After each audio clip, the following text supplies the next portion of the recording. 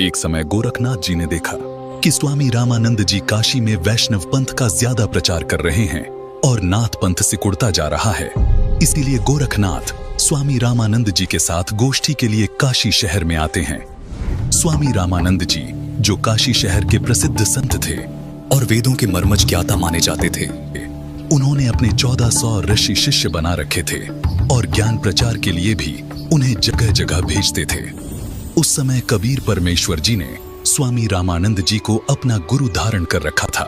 वैसे तो कबीर परमात्मा जी को किसी को भी गुरु बनाने की आवश्यकता नहीं थी, परंतु कबीर परमात्मा इस बात से परिचित थे कि आगे आने वाले समय में लोग ये सवाल उठाएंगे कि कबीर ने भी तो गुरु नहीं बनाया था, इसलिए गुरु बनाने की कोई आवश्यकता नहीं है।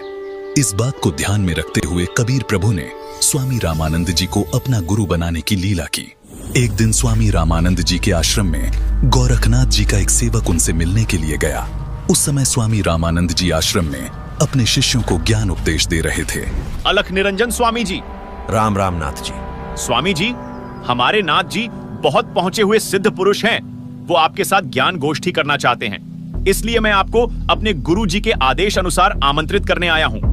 उन्होंने कहा है कि ज्ञान चर्चा में जो भी विजयी होगा वह अपने शिष्यों समेत जीतने वाले का शिष्य बनेगा। ये कहकर गोरखनाथ जी का शिष्य वहां से चला जाता है। गोष्ठी की बात सुनकर स्वामी रामानंद जी बहुत चिंतित हो जाते हैं, क्योंकि वे इस बात से परिचित थे कि ये नाथ परंपरा वाले साधु सिद्धि युक्त होते हैं और इन सिद्धियों को देखकर जनता उनको विजयी घोषित कर देगी, जिससे ज्ञान चर्चा का मूल उद्देश्य पूरा नहीं होगा और उस नाथ जी का मुझे शिष्य बनना पड़ेगा। स्वामी रामानंद जी ये सोच ही रहे थे कि तभी 12 वर्षीय कबीर साहिब जी आश्रम में प्रवेश करते हैं। प्रणाम गुरुदेव। क्या हुआ गुरुदेव? आप बहुत चिंतित नजर आ रहे हैं। दास के लायक कोई सेवा है तो बताओ। हे कबीर जी, कोई नाथ जी आए थे और उन्होंने स्वामी जी के साथ गोष्ठी करने को कहा है कि जो गोष्ठी के लिए नहीं आएगा तो वो हारा माना जाएगा, और दूसरी शर्त ये रखी है कि जो हार जाएगा वह जीतने वाले का सह अनुयायी शिष्य बनेगा। हे स्वामी जी, संतों को हार जीत की चिंता नहीं करनी चाहिए। हमें उस नाथ जी का सामना करना चाहिए और गोष्ठी में अवश्य चलना चाहिए। फिर मैं आपका दास भी तो आपके साथ हूँ। हे भगवान, आप कह रहे हैं तो मैं अवश्य ही चलूंगा। अब मुझे कोई चिंता नहीं। कबीर साहिब जी अपने मुंह बोले। गुरुजी स्वामी रामानंद जी के साथ ज्ञान गोष्ठी में जाने के लिए तैयार होते हैं। वो वैष्णव पंथी वेशभूषा पहन लेते हैं, माथे पर तिलक, गले में तुलसी की लकड़ी की माला, टोपी, झोली, सिक्का व एक फावड़ी। स्वामी जी व कबीर जी कुछ अन्य शिष्यों के साथ निश्चित समय और स्थान पर गोरखनाथ जी से गोष्ठी करने पहुंच जाते हैं। गंगा नदी से 500 फुट की दूरी पर गोरखनाथ उच्च आसन पर बैठे दिखाई देते हैं और बगल में 7 फुट ऊंचा त्रिशूल भी जमीन में गड़ा दिखाई देता है और स्वामी जी के लिए भी आसन लगा दिखाई देता है। आ गए रामानंद जी। मुझे लगा था आप नहीं आएंगे, लेकिन अब आ ही गए हैं तो गोष्ठी शुरू करते हैं। स्वामी जी आसन पर बैठ जाते हैं और एक सुयोग्य शिष्य की तरह कबीर साहिब जी अपने गुरु के आसन के पास जमीन पर बैठ जाते हैं। हे नाथ जी, आप पहले मेरे साथ गोष्ठी कीजिए। अगर मुझे ज्ञान चर्चा में हरा दिया तो ही मेरे गुरु जी से बात करना। अरे तू है कौन? तू छोटा सा बालक, तेरी आयु क्या है और तू गोष्ठी करेगा मेरे साथ? पता है मैं कौन हूँ? नाथ जी, मैं तो कबीर हूँ और मुझे मालूम है कि आप कौन हो। आप गोरखनाथ जी हो। कबीर साहिब जी की बात सुनकर गोरखनाथ सोचते हैं कि इस छोटे से बालक ने मुझे पहचान लिया। तू छोटा सा बालक, तू कब से बैरागी बन गया? नाथ जी, जब से भय वैरागी, मेरी आदि अंत सुधि लागी। धूंधूकार आदि का मेला, नहीं गुरु नहीं था चेला। जब का तो हम योग उपासा, तब का फिरूं अकेला। धरती नहीं जद की टोपी दीना, ब्रह्मा नहीं जद का टीका।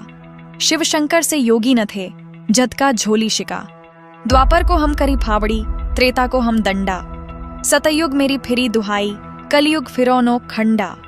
गुरु के वचन साधु की संगत, अजर अमर घर पाया। कहें कबीर सुनो हो गोरख, मैं सबको तत्व लखाया। हे गोरखनाथ जी, जब कोई सृष्टि नहीं थी तब मैं अनामी लोक में था। जब मैं अकेला रहता था तब पृथ्वी भी नहीं थी। तब से मेरी टोपी जानो। जब ब्रह्मा, आप और आपके गुरु मचंद्रनाथ आदि सब प्राणियों के शरीर बनाने वाला पैदा भी नहीं हुआ था, तब से मैंने टीका लगा रखा है। अर्थात मैं तब से सत्पुरुष रूप में ही हूँ। सतयुग, त्रेतायुग, द्वापर तथा कलयुग, ये चारों युग तो मेरे सामने असंख्यों बार खत्म हो चुके। हमने सतगुरु वचन में रहकर अजर अमर घर सतलोक को पाया।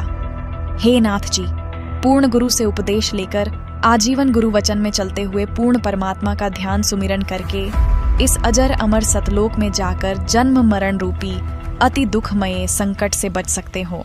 अरे कबीर, तू छोटा सा बालक और ज्ञान देता है गोरखनाथ को। तेरी आयु क्या है? सबसे बड़ा मूर्ख वो है जो मेरी आयु पूछता है, और आप मुझे बालक बता रहे हैं। जो बूझे सोई बावरा, क्या है उम्र हमारी? असंख्य युग प्रलय गई, तब का ब्रह्मचारी, कोटि निरंजन हो गए परलोक सिधारी। हम तो सदा महबूब हैं, स्वयं ब्रह्मचारी। अरबों तो ब्रह्मा गए, 49 कोटि कन्हैया। 7 कोटि शंभू गए, मोरी एक नहीं प्लैया। कोटिन नारद हो गए, मोहम्मद से चारी। देवतन की गिनती नहीं है, क्या सृष्टि विचारी। नहीं बूढ़ा नहीं बालक, ना ही कोई भाट भिखारी। कहें कबीर सुन हो गोरख, यह है उम्र हमारी। असंख्य युग प्रलय में चले गए, तब का मैं अमर हूँ। करोड़ ब्रह्म भगवान मृत्यु को प्राप्त होकर पुनर्जन्म प्राप्त कर चुके हैं। अन्य भगवान जिसका तुम आश्रय लेकर भक्ति कर रहे हो, वे नाशवान हैं। फिर नाथ जी आप अमर कैसे हो सकते हैं? अरबों तो ब्रह्मा मर चुके हैं, और 49 करोड़ बार कृष्ण जी की मृत्यु हो चुकी है, तथा 7 करोड़ बार शिव जी मर चुके हैं। लेकिन मेरी एक पल भी आयु कम नहीं हुई है। मैं अमर पुरुष हूँ। केवल सत्य पुरुष ही अजर अमर परमात्मा है, तथा उसी का सतलोक अमर है, जिसे अमर लोक भी कहते हैं। वहां की भक्ति करके भक्त आत्मा पूर्ण मुक्ति होती है, जिसका कभी मरण नहीं होता। हे गोरखनाथ जी, ये उपलब्धि सोहम शब्द के जाप से प्राप्त होती है, जो उसके मर्मभेदी गुरु से मिलता है। उसके बाद फिर सार नाम मिलता है, और सतलोक में वास तथा सतपुरुष की प्राप्ति होती है। करोड़ों नारद तथा मोहम्मद जैसी पवित्र आत्माएं जन्म कर मर चुकी हैं, देवताओं की तो गिनती भी नहीं। फिर आम मानव शरीरधारी प्राणियों तथा जीवों का तो हिसाब क्या लगाया जा सकता है। मैं न बूढ़ा न बालक, मैं तो जवान रूप में रहता हूँ, जो ईश्वरीय शक्ति का प्रतीक है। ये तो मैं लीलामयी शरीर में आपके समक्ष हूँ। ये सुनकर गोरखनाथ जी और क्रोधित हो जाते हैं और अपने त्रिशूल के ऊपर के भाग पर सिद्धि से उड़कर बैठ जाते हैं। कबीर, यदि तू इतना महान है तो मेरे बराबर में आकर बातें कर। हे नाथ जी, हम ज्ञान गोष्ठी के लिए आए हैं, न कि ये नाटक करने के लिए। आप नीचे आकर ज्ञान चर्चा करो, ताकि जनता को सच्चाई का पता लग सके। तेरे पास कोई सिद्ध शक्ति नहीं है।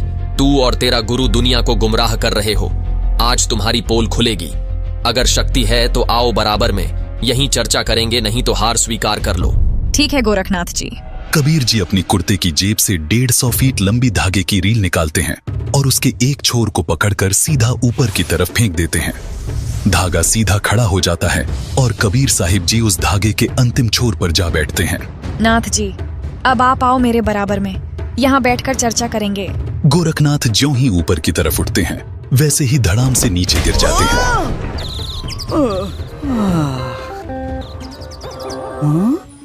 हे कबीर जी, कृपया नीचे आ जाइए और अपने दास पर दया करके अपना परिचय दीजिए। आप कौन शक्ति हैं और किस लोक से आए हैं? हे गोरखनाथ जी, मैं तो अवगत स्थान सतलोक से आया हूँ।